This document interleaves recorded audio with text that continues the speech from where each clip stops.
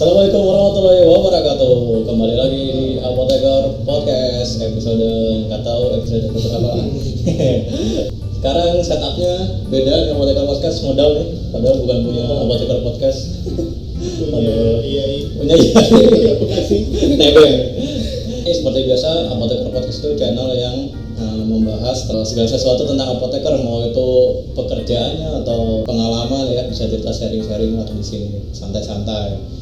Pada kesempatan kali ini sudah ada bintang tamu nih yang yang mana ya belum tahu. Tapi menarik juga nanti kita lihat ya pengalamannya.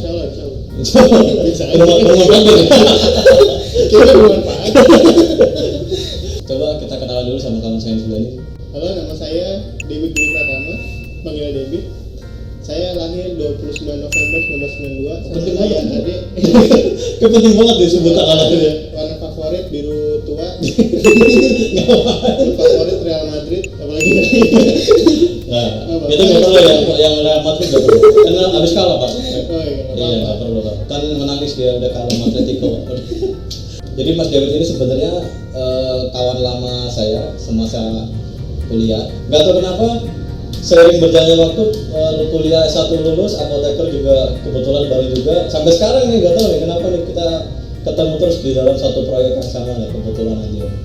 Padahal kita kuliah S1 ada gap year ya. Iya. Tetap bareng juga.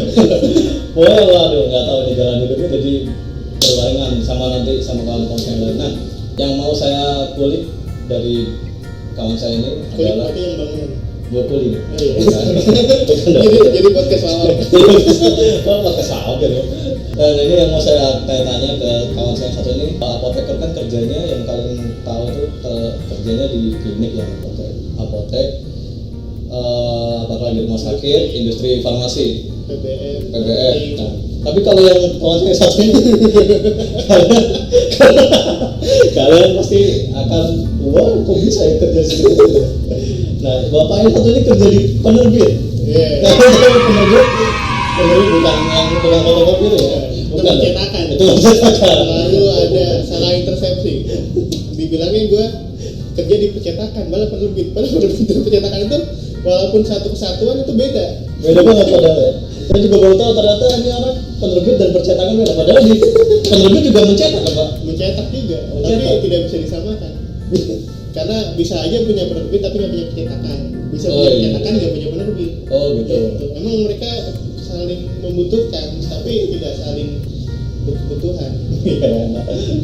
Boleh diceritain dulu nih Mas David, kalau awal mula kerja di penerbit itu gimana? Kok bisa tiba-tiba lulus apoteker jadi penerbit, jadi kerja di penerbit?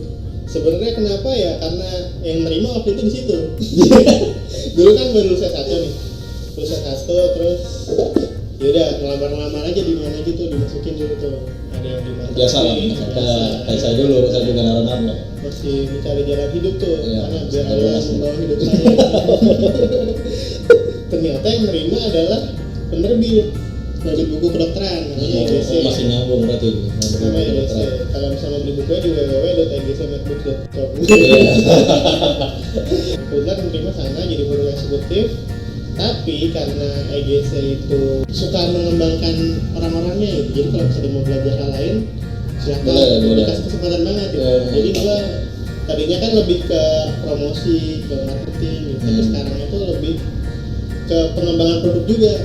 Jadi mulai bikin gimana sih cara bikin bukunya, terus gimana sih kalau misalnya tentuin ini buku akan laku apa enggak, terus kita terbitin atau enggak, itu gua juga bisa belajar ke sana juga. Walaupun enggak decision makernya, tapi gue bisa ini gue lu nggak apa-apa santai aja di sini.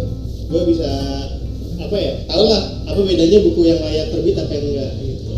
Jadi lu ini sebenarnya posisinya apa gitu? Nah itu produk eksekutif apa sales? Produk eksekutif. Beda sama sales apa? Kalau sales kan lu ngejualin buku juga boleh? Enggak lah, nggak jualin. Iya. Itu yang buku yang gue jualin adalah buku-buku gue. Misalnya buku yang maksudnya gimana yang gue terbitkan? Misalnya apa ya? Buku produk-produk yang udah gue keluarin sendiri itu adalah buku UKM, soal pembahasan UKM yang sudah kemana-mana dan sudah dibajak di mana-mana.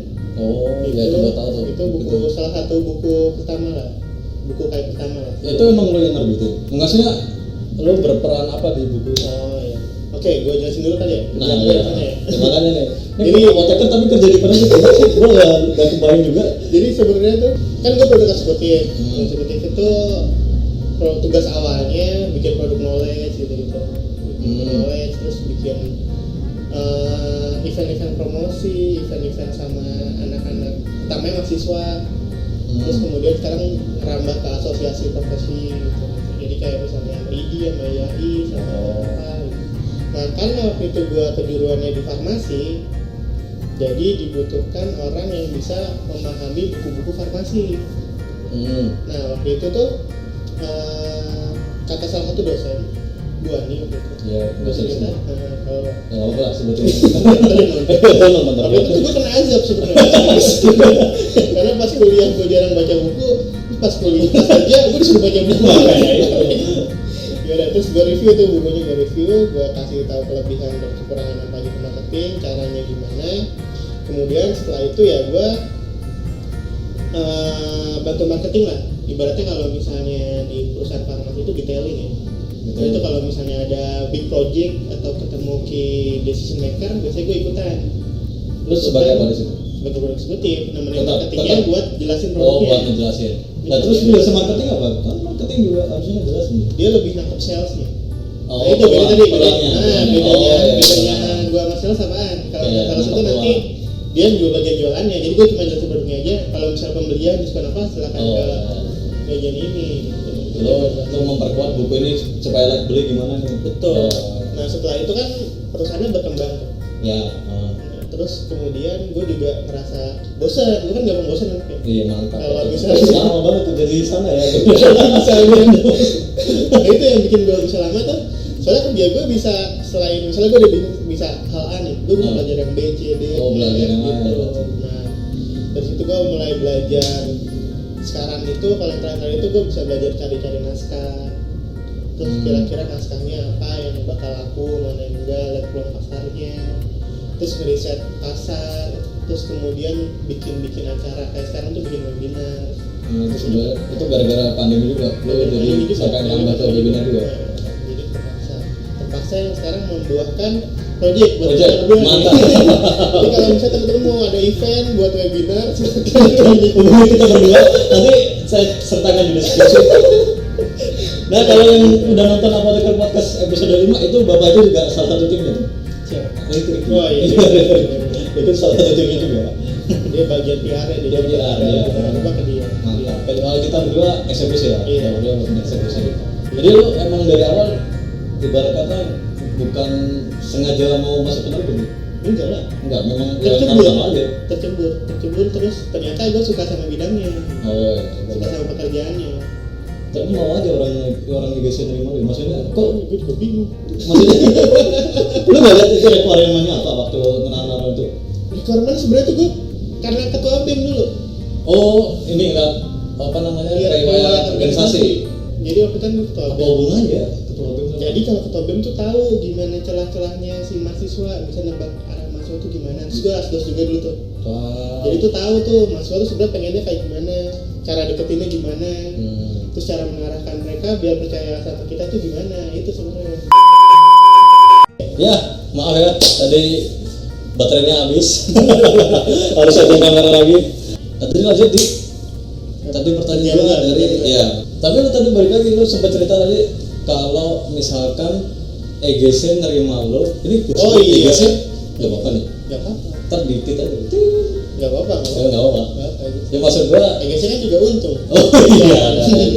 Siapa tahu EGC ada sponsor. Biasanya kita ngasih voucher, ngasih gitu. Nah itu dong. Kan gue juga yang. Berarti tadi lu tuh sempat cerita kalau EGC nerima lu karena ada faktor lu ketua BEM. Ketua BEM. Berarti lu nulis di CV lu itu iya. Ini mantap. Kan kalau di CV kan harus sombong banget. Iya, power dong. Harus gue nggak mau kayak gitu. Terus saya dulu kalau di Thailand kan tak aja gampang kayak gua juga terus ketua DPM. Terus juga. Sama. Jadi itu tuh faktor waktu terima karena organisasi itu karena ketua BEM. Terus dinilai gue sering bikin acara tahu mahasiswa tuh pengennya kayak gimana, karena waktu itu pernah jadi astos juga.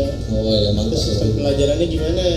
Nah, karena nyari anak FK susah, jadi ya udah cari anak farmasi yang juga mengerti buku-buku kesehatan, kedokteran, farmasi utamanya kayak gitu. Ntar dulu, berarti awalnya itu memang mau nyarinya anak FK? Enggak juga sih. Yang penting kesehatan. Enggak, jadi kan di rumpun EGC kan, EGC itu adalah penerbit buku kedokteran dan kesehatan dan merupakan penerbit buku kedokteran terbesar di Indonesia. Di Indonesia? Yakin? Sampai sekarang ya. Yakin? Iya, yakin. Terbesar dan tertua. Di bawahnya mungkin ada penerbit lain yang nggak bisa gue sebutkan.